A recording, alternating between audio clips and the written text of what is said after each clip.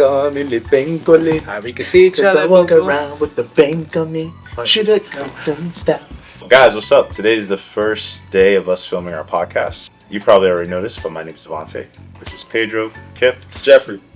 Jeffrey. Random, right? Every week I should start with a different name, Jeffrey. Yeah.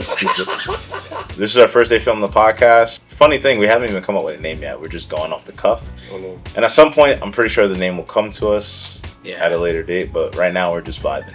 This is straight raw. We just came up with this. We set up the times for everybody, the three of us.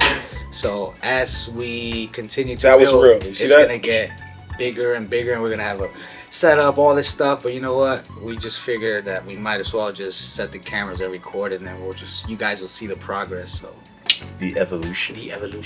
Evolution is a mystery. Sing on this. Kip, what's up with you, man?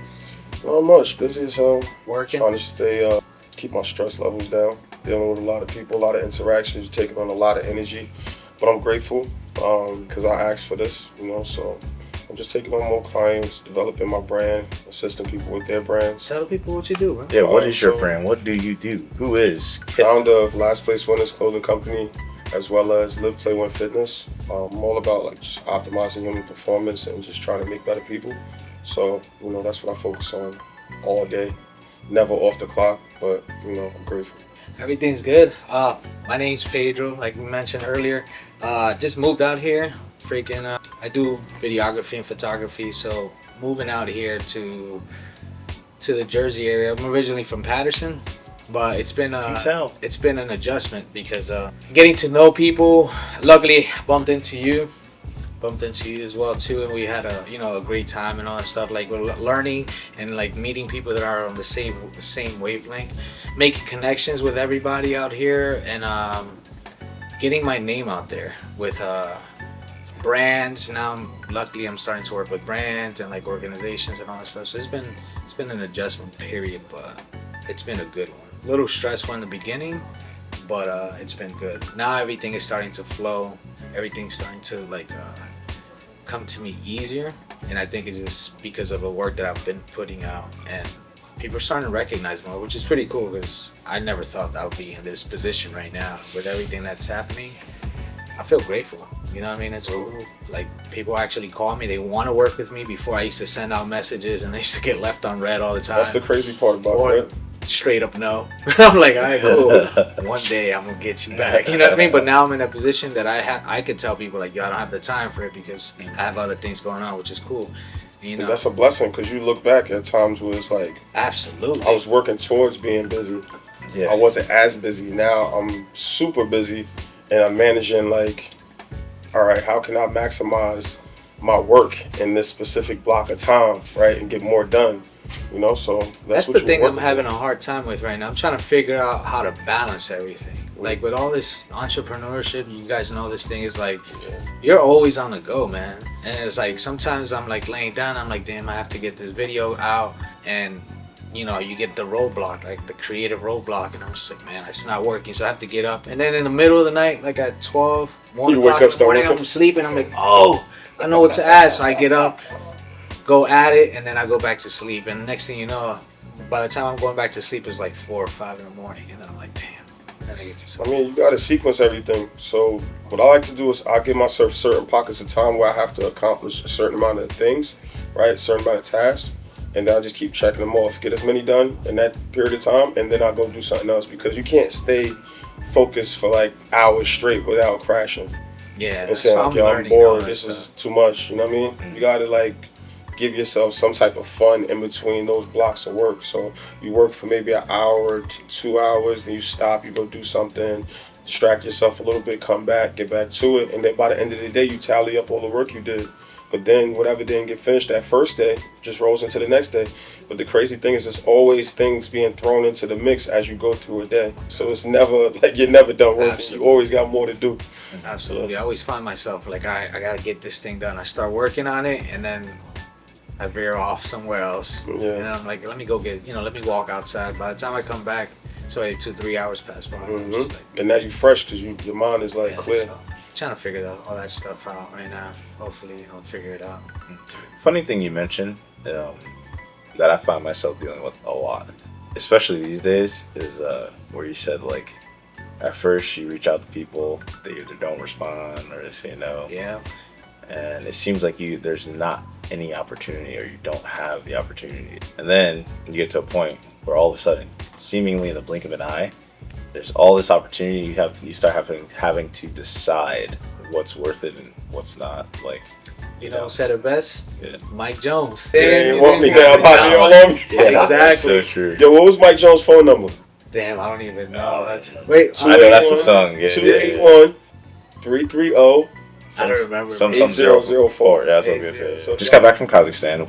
I did AIGA about a week ago now, a little over a week ago. And funny thing about this story with AIGA is that they messaged me maybe 3 weeks before the event, and they're like, "Yo, we'd love to have you on our -91 bracket." And I'm like, "Well, dang, I'm like 240. -91 is like 200. This is kind of crazy. This guy. Yeah, this is kind of crazy. I don't know if I could do that." But then I hit my nutritionist up. Shout out to BJJ Nutrition. And yeah, I hit my nutritionist up and I'm like, "Yo, do you think I can do this?" I actually left him on red. I didn't even respond. I was just like, nutritionist first. Asked him if I could do it. He said, yes, we have enough time to do it. So I told him, yeah, I'll do it. And once I told him, yeah, I realized that I agreed to do something on the same day as my wedding. So the tournament and my wedding was scheduled for the 28th of June. And I didn't realize this until like maybe an hour or two after. And I was like, holy crap, I just signed myself up for something on the same day that I'm supposed to get married.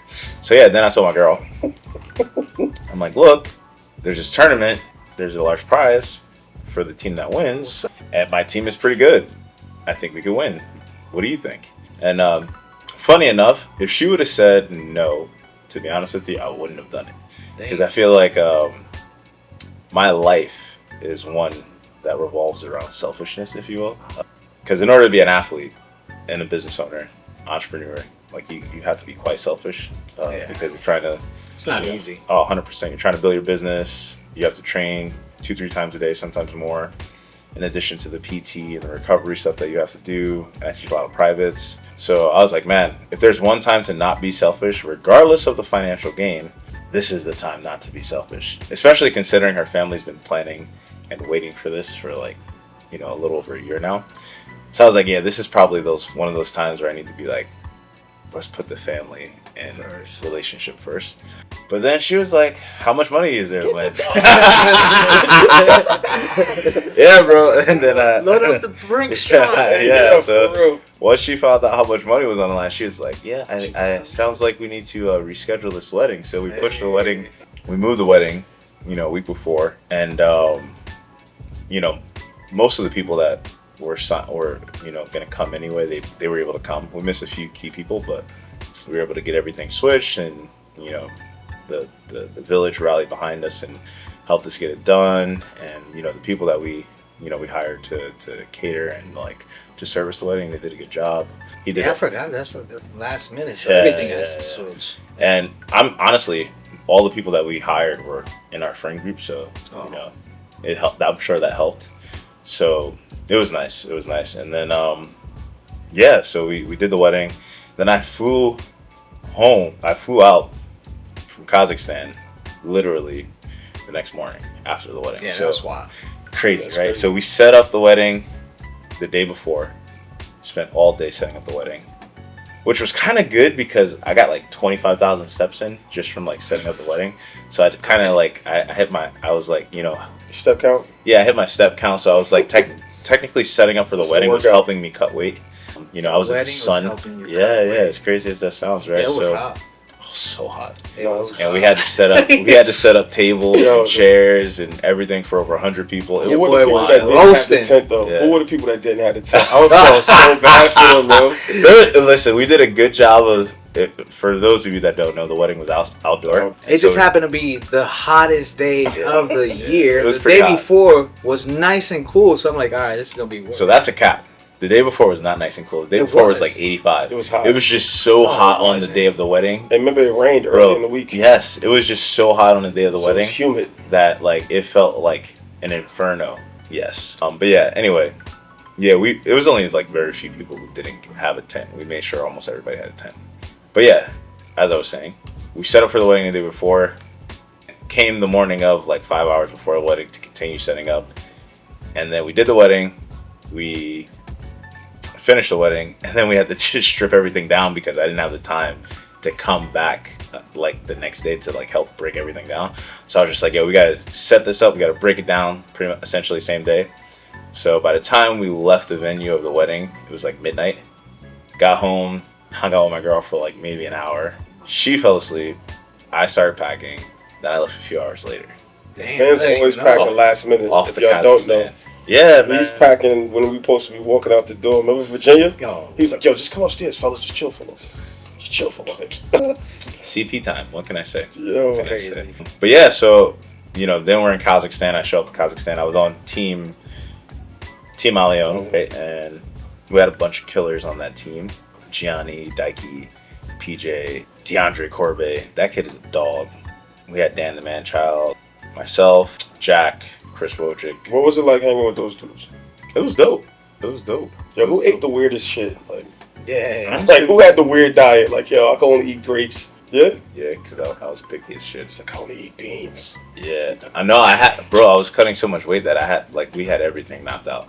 So I was probably the one that was being the most annoying. Who was picking out? Who was picking out? Yeah. Probably Dan, because he didn't have to cut weight. He was an ultra heavyweight, so he didn't have to cut weight. Yo, they cutting, sweating, shit. Yeah. But yeah, it was dope. Actually, the best part of the whole trip, for me at least, was getting to train with everybody, because I got to learn like a lot.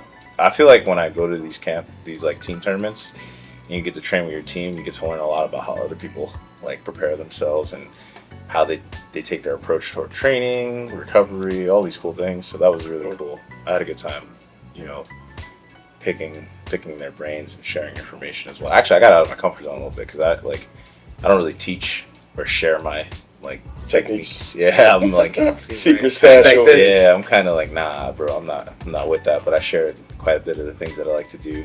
And yeah, it was really cool. Everybody was like super locked in, super high vibes. What was the most interesting part of Kazakhstan though? Because that's like an interesting place. Just hearing the name, I don't know many people that have been to Kazakhstan. So like, would you explain the terrain and the landscape? Like, how was it? I mean, it's essentially right next to Russia, I think, if I'm not mistaken. So it's like a lot of mountains and all that stuff. We were literally staying in a hotel that was in the mountains, like It's pretty dope. Yeah, just what I saw in the videos and all that stuff. That was pretty dope. Yeah, Just, yeah. like surrounded by mountains and all that stuff. Yep, it was pretty cool. I saw you guys went hiking and all that. I didn't do the hiking. I ain't beat, fellas. We got there. I looked for the first like seating spot, and I sat down and I let them like. I don't like wasting energy when I compete. So like the week of, I train for like no more than an hour, and then I rest. I don't do anything. I don't even think. I don't even want to make choices. Like, oh, what do you want to eat? Nope, don't even want to think about it. My nutritionist maps it out. I sent it to their nutritionist that was prepping the food. I was not thinking. I actually told my family, like, don't ask me anything. Don't call me about anything. I don't want to talk about anything. So like that's how I am when I compete. I mean, it's a big opportunity. All right, fast forward the last few pounds of the cut.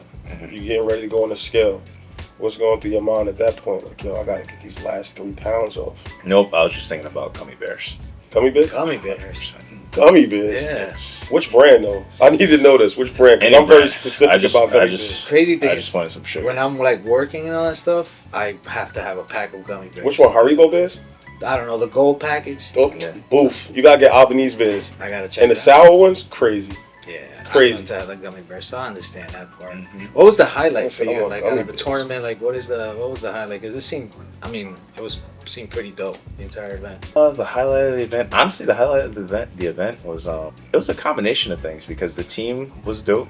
Allion took really good care of us. They provided everything that we needed. They took care of our travel, our food, any accommodations we needed. They had us getting IVs every day if we wanted to. There was just really nothing that we didn't need. There was nothing that we needed and we did not have in the most seamless way possible. So that was pretty cool. And the staff was really nice, really accommodating. But also to the event, I was surprised by how good the event was. Like AIGA did a really good job hosting that event, and they did a really good job treating athletes really well. I was very thankful for the cash prizes that they put up for us to have a chance to win. And I was surprised by how intense like the tournament was actually. I think even the matches that were won, like you could tell, like it felt like we were like everybody was giving like more than 100%, more than 1,000%. I mean, $1 million. So that was pretty cool. Yeah. Yeah, $1 million is crazy. The event was died on that stage for $1 million. Yeah, and I think out. the vibe of the tournament was dope. The fans, like the spectators, they were really into it. Yeah, I actually think AIGA is something to keep an eye on, because I think after experiencing it firsthand, there's no way that this tournament isn't going to like blow up. Nah, it was super clean watching it. Yeah, no, it was, everything was clean, seamless. You know? Yeah, I think in the next few years they're going to do, like, I don't know this for sure, but I'm just, from what I got, I was like, this tournament is probably going to be one of the pillars. Yeah, their stream didn't even lag either. Like, it was solid the entire time. What surprised you during this tournament, like in some of these matches? How did you feel about the matches overall? Because it was a lot of good fights. Which ones surprised you the most? Like, which ones did you take the most from? Honestly, I think all of them. All of them? Yeah. It's just, I actually watched the event back. I just finished watching the event back. I mean, all the matches were really good. It's a really high level jiu-jitsu. I think, yeah, it was really cool to just, I don't think, there might maybe like 2 matches the whole event that were kind of like, what's that? I can skip them. I can skip these. Oh, no, we don't want to know about skips. I'm obviously not throwing any shade. It's the interesting ones. No, but they're, like, the event was pretty dope. And because it was such high-level jiu-jitsu, many high-level athletes going at it, and there are a lot of submissions, I feel like, in this event as well. And I think I think it's a testament to the format too. Like, I really do like the 3 rounds, 5 minutes format. I was just about to ask you, what do you think about it? That 1 minute break gives you just enough time to not be like completely gassed. I mean, I don't think I would have been gassed regardless, but I'm just like kind of like trying to theorize. But like, I think the 1 minute gives you enough time to just replenish a little bit, to like restart every 5 minutes like a new match. And I think that allows guys to push. The commentators are pushing that too, about the like, hey, once the rounds are done, you know, it's like a fresh match, you know. Even though if you're down 1, it's all good because you can make it up. Obviously, you have the next one. You have the other opportunity to submit and, you know, win the match. So that was pretty dope. What was your team's focus in that 1 minute recovery? Because I saw a few different teams doing different things. One team specifically was like trying to cool off, getting everybody to cool off. They weren't really focusing on like a person recovering fully. They were just trying to get your temp down. So I saw a lot of ice going around and stuff like that. Is that more essential in these type of formats where you just cool off real quick and then just get back to it, or do you need to replenish? I have no clue, because in that, and like, it's for like in particular for me at least, like the rest time was a time for me to like kind of assess what I thought I was doing relative to what my teammates were seeing. And it was like a way for, like, I didn't really feel like I needed to recover or replenish much. Actually, when they gave me water, I don't even think I really drank the water. I just like washed my mouth, because you know how sometimes when you're in an intense situation, your mouth gets dry. But the 1 minute break for me was just kind of like trying to observe how tired my opponent was, and also just to like assess what my team thought I was doing relative to what I was doing. Because sometimes you're in the moment and you think you're doing something, you think you're like paying attention to certain like topics, like game plan topics. And then your team's like, all right, well, you need to do this a little bit better. You're getting a little lazy here, or maybe you need to sharpen this up, be mindful of this. So this is what this is like the most value that I got from the 1 minute. It was just like a reminder to stay sharp on certain details that maybe just I wasn't. Tighten up. Yeah. This is an assessment of the round. For sure. With that many high level guys, right? How much coaching is going on? Because you know all these dudes are elite. They're there for a reason, right? And everyone can't take the lead on the coaching. How much coaching goes into this? I think, you know, something that's what's cool about our team, because I can't say it about any other team, but our team, I think, was really cool because I felt like there were no egos. Yeah, there's a lot of camaraderie. Yeah, that's what it seemed like. Well, based on like obviously chanting, cheering, people taking off the shirt. I saw this dancing around and stuff. Yeah, you know. So I think we felt like a real team, and I think I can't speak for everyone. I can only speak for myself, but it felt like everyone checked their egos and everyone was open to information, you know? And I feel like the people who were coaching or giving advice, I think there was also a level of respect and appreciation for what the athlete that you were trying to help already does, their level of intelligence. So like I don't think there was just enough coaching to make meaningful adjustments or to give meaningful help, but not so much coaching to like the point that like guys are maybe drowning it out. And so I feel like we had a good balance, and I think the balance is just because everybody like really like kind of like rallied behind this collective like goal to win. It just didn't shake out like that. But yeah, I no toe steppage. Yeah. I got a question. So now let's segue to like, obviously AIGA was a hit, right? So, the jiu-jitsu world is like right now it's changing. We have the UFC now. They have the UFC BJJ. Like, how do you feel about the UFC getting into the jiu-jitsu scene now? Obviously, there's like people have their different opinions on it. So I just want to know like what's your thoughts on it? Yeah, I mean, I think with anything, right, they say competition is a good thing, right? So I think the more organizations that are in jiu-jitsu, especially organizations that are really professional, they have big pockets, they can like impact change in the sport, I think is good. I think it also depends on like what they do in the sport, right? How they handle the sport, because like with great power comes great responsibility, right? So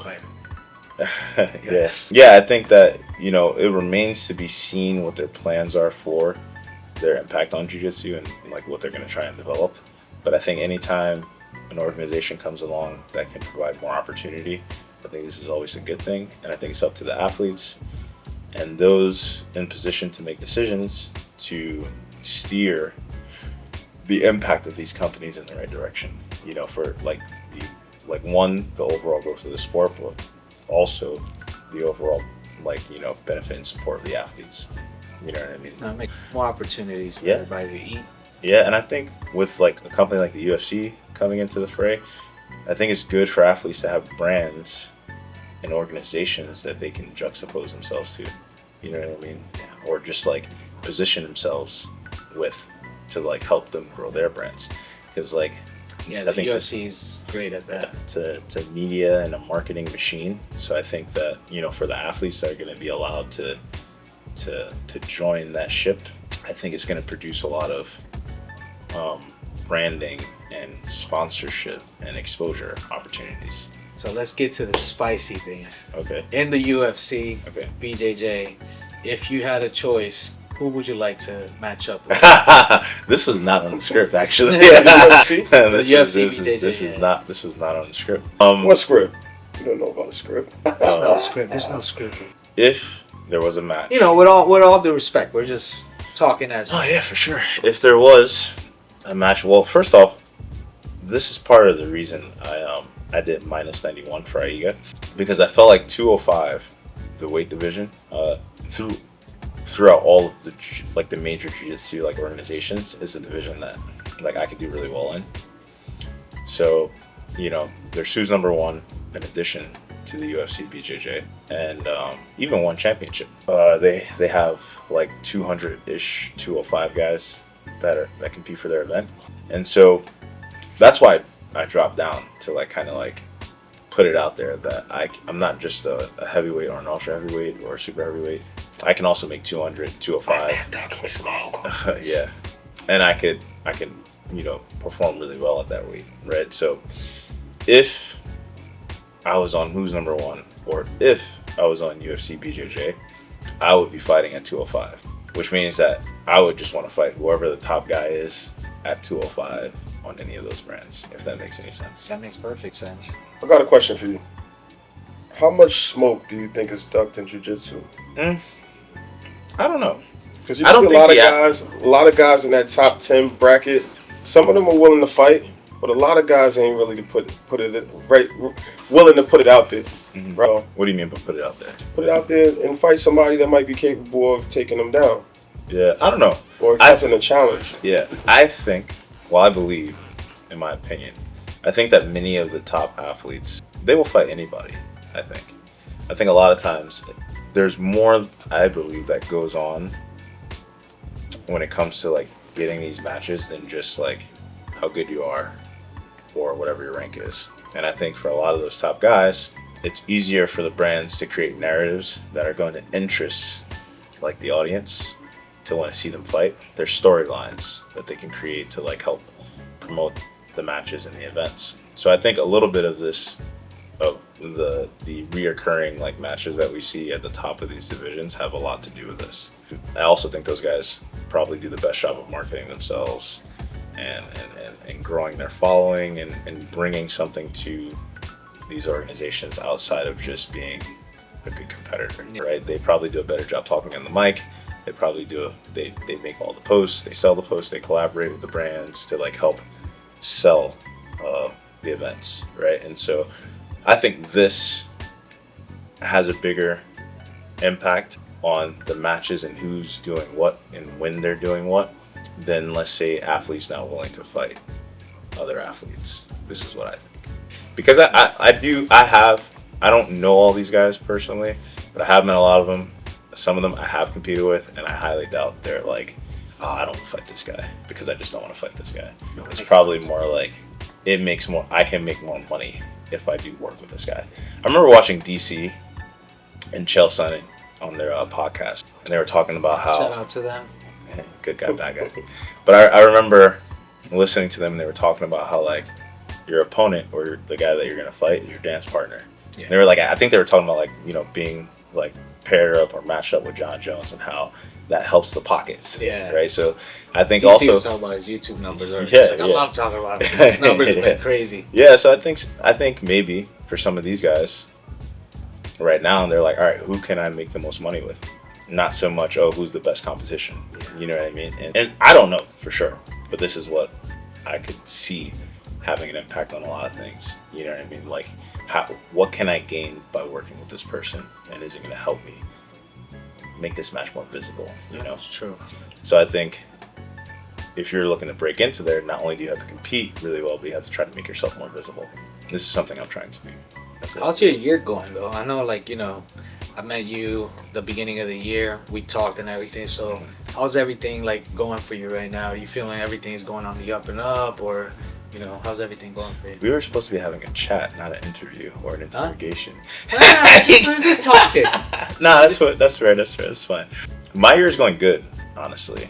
You know, I just had my daughter. That happened last year, but in the last 6.5, 7 months, like so much has changed with her. She's like this, like, you know, actual human being that's communicating with me, and you know, our morning routine has changed so drastically because now she's like walking and running around the house. So like everything that we're doing, she needs to be involved in. Imagine.